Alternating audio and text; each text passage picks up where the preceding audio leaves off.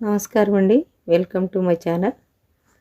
2026 సంవత్సరం మార్చి 3వ తేదీన మంగళవారం పాల్గొన పౌర్ణమి రోజున చంద్రగ్రహణం సంభవిస్తుంది. దీన్ని క్రీతు గస్తోదయ చంద్రగ్రహణం అని కూడా అంటారు. ఈ చంద్రగ్రహణం పట్టింపు ఉండదా? నియమాలు ఏమన్నా పాటించాలా? ఈ గ్రహణ ప్రభావం ఏ రాశుల మీద ఉంది? గ్రహణ కాలం ఏ సమయం నుండి ఏ సమయం వరకు? ఎవరైనా పరిహారాలు పాటించాలా అనే సందేహాలు మనలో ఉంటాయి. ఈ వీడియోలో మనం ఆ విషయాలన్నీ తెలుసుకుందాం. ఈ పౌర్ణమి రోజు వచ్చే చంద్రగ్రహణానికి కేతుగ్రస్త సంపూర్ణ చంద్రగ్రహణం అంటారు. ఇది సంపూర్ణంగా చంద్రగ్రహణం ఏర్పడుతుంది. మన భారతదేశంలో అయితే పాక్షికంగా ఏర్పడుతుంది. కానీ ఈ చంద్రగ్రహణం రోజు దేవాలయాలు మూసివేయాలి.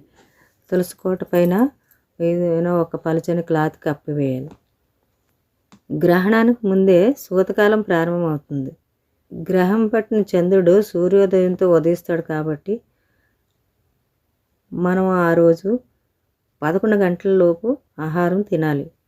గర్భిణీ స్త్రీలైతే 9 గంటల లోపు తినాలి. అర్చకులు వేదం పారాయణం చేస్తారు కాబట్టి వాళ్ళు 6 గంటల లోపు తినాలి.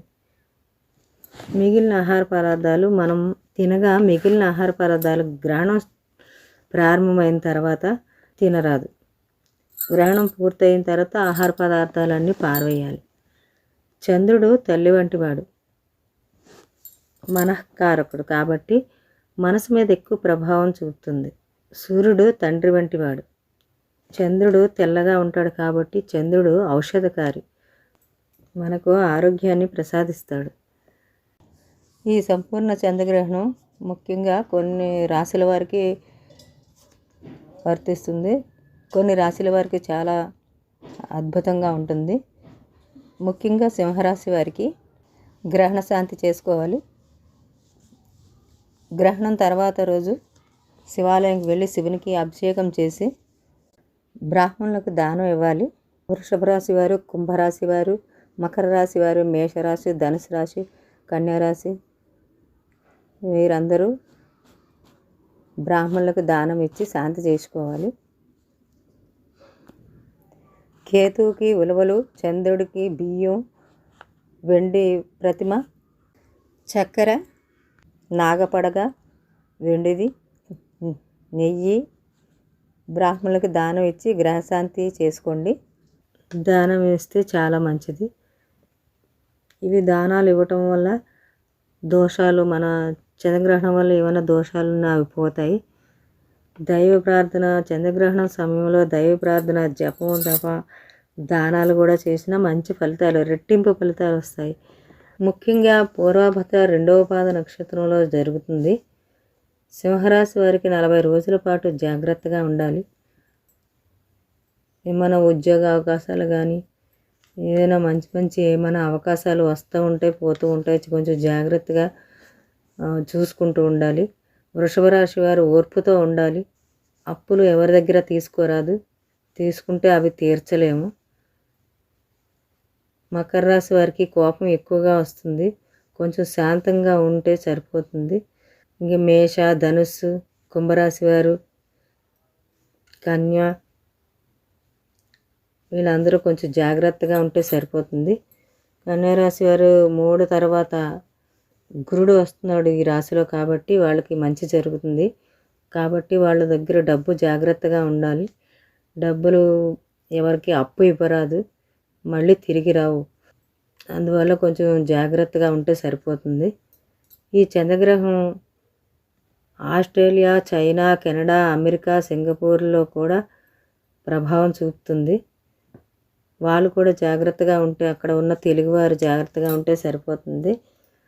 గ్రహణ సమయంలో దైవారాధన, మీకు ఇష్టమైన ఏ దైవమైనా ఆ దైవాన్ని ఆరాధన చేయండి, రెట్టింపు ఫలితం వస్తుంది. గ్రహణ సమయంలో మనం ఆరాధన చేస్తే మామూలు రోజుల్లో చేసిన దానికంటే రెట్టింపు ఫలితం వస్తుంది.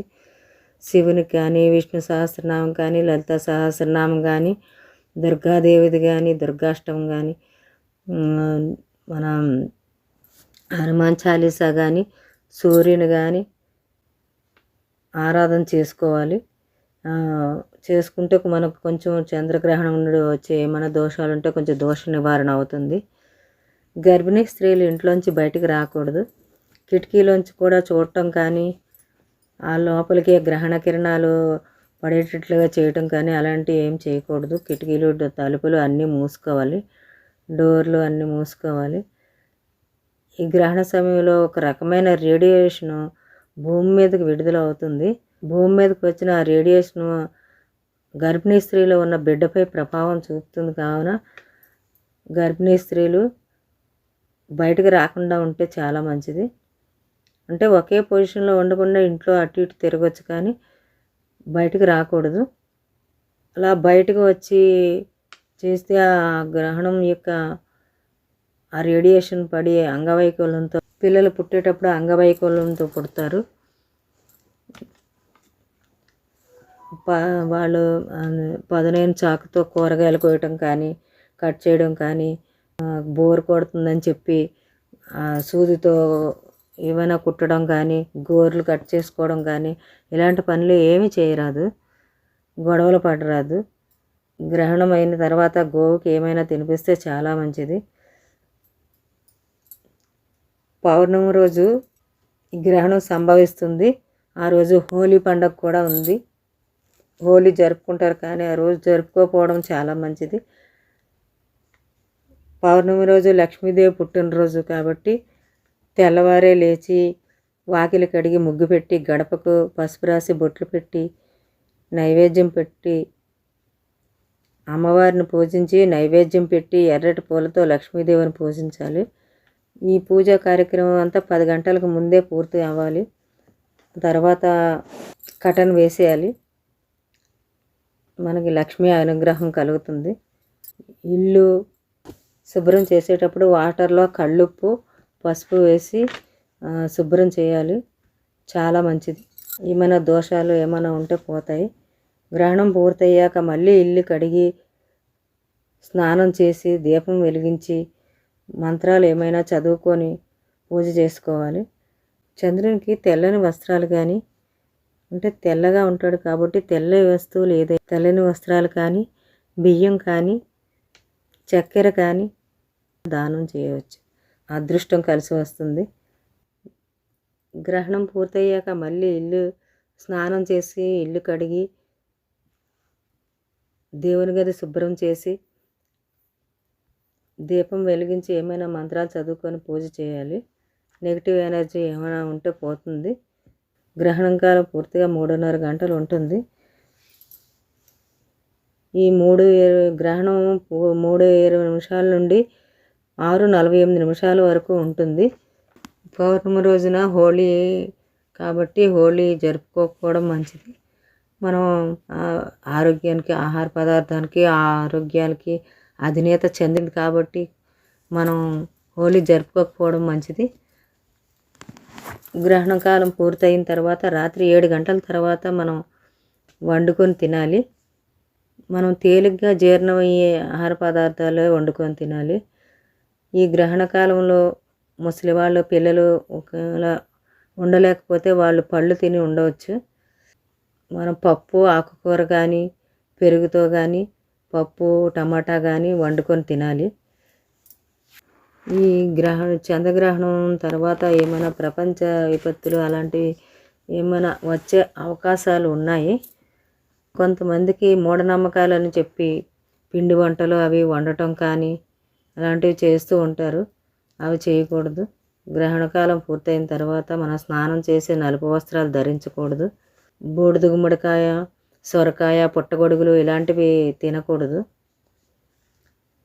వృషభ రాశి వారికి, కన్యా రాశి వారికి, మిథున రాశి వారికి, వృశ్చిక రాశి వారికి, ఈ రాశుల వారికి ఇప్పటి వరకు ఎన్నో కష్టాలు పడ్డా అన్నీ పోయి మంచి ఫలితాలు వస్తాయి. అదృష్టం కలిసి వస్తుంది. అప్పులు ఏమైనా ఉంటే తీరిపోతాయి. వ్యాపారాల్లో కూడా మంచిగా రాణిస్తారు. ఉద్యోగాల్లో కూడా మంచి ప్రమోషన్స్ వస్తాయి. మే 18 తర్వాత ఇంకా చాలా బాగుంటుంది. భూములు, ఇల్లులు కొనడానికి ఆసక్తి చూపుతారు. వీళ్ళకి ఒక విధంగా చెప్పాలంటే ఒక వరం లాంటిది. వ్యాపారస్తులకు షేర్లలో లాటరీలు, పెండింగ్ పనులు కానీ ఏమైనా ఉంటే అన్నీ పూర్తవుతాయి. 12 రాసుల వారికి భయపడాల్సిన పని ఏమి లేదు.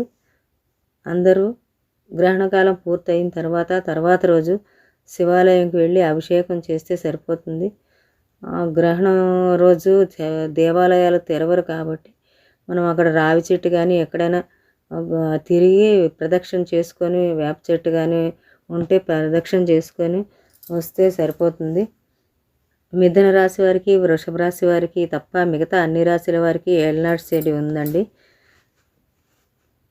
కానీ గ్రహణ సమయంలో దేవతారాధన చేయటం వల్ల మంచి జరుగుతుంది. ఆ శని ప్రభావం కొంతవరకు తగ్గుతుంది. ఇక జాబులు చేసేవారు, ప్రయాణాలు ట్రైన్లో కానీ బస్సులో కానీ ప్రయాణాలు చేసేవారు కానీ, చిన్న చిన్న వ్యాపారస్తులు కానీ ఇలాంటి వారికి స్నానం చేసే అవకాశం కానీ అవి ఏమి ఉండవు. కాబట్టి వాళ్ళకి 3:19-20 స్టార్ట్ అవుతుంది గ్రహణకాలం. అప్పుడు శుద్ధమైన నీటిని చేతిలో తీసుకొని తలపైన జల్లుకొని పుండరీకాక్ష పుండరీకాక్ష పుండరీకాక్ష అనే మంత్రం జపించుకోవాలి. జపించుకొని స్నానం చేసినట్టుగా మనసులో భావించాలి. వాళ్ళు స్నానం చేసినట్టు అయిపోతుంది. మళ్ళీ పట్టు విడుపు స్నానం కూడా ఇదే విధంగా మళ్ళీ శుద్ధ జలం తీసుకొని చేతిలో తీసుకొని పుండరీకాక్ష పుండరీకాక్ష అని 11 సార్లు కానీ 21 సార్లు కానీ అనుకొని జల్లుకోవాలి. వాళ్ళు స్నానం చేసినట్టు శుద్ధి అవుతుంది. ఈ గ్రహణ కాలంలో ఏమైనా మంత్రాలు రాని వారు ఉంటే మంత్రం రాకపోయినా ఓం శివాయ నమః లేకపోతే ఓం నారాయణాయ నమః లేదా శ్రీ మాత్రే నమః ఏదో ఒకటి మంత్రం వాళ్ళకు వచ్చింది, గోవిందాయ నమః ఏదో ఒక మంత్రం అలా జపిస్తూ ఉండాలి. జపిస్తూ ఉంటే ఈ లలిత సహస్రనామం, విష్ణు సహస్రనామం చదివినంత దానికి ఫలితం దక్కుతుందండి. లక్ష్మీదేవి అనుగ్రహం కలుగుతుంది. అష్టైశ్వర్యాలతో అందరూ సుఖ సంతోషాలతో ఉంటారు. ఈ రాశుల వారు కూడా ఈ గ్రహణం గురించి భయపడాల్సిన పని ఏం లేదు. అందరికీ మంచి జరుగుతుంది. ఆ రోజు శివాలయంకి వెళ్ళి శివునికి అభిషేకం చేస్తే దోషం అంతా పోతుంది. అందరికీ అదృష్టం కలిసి వస్తుంది. ఆ లక్ష్మీదేవి కటాక్షం కలుగుతుంది.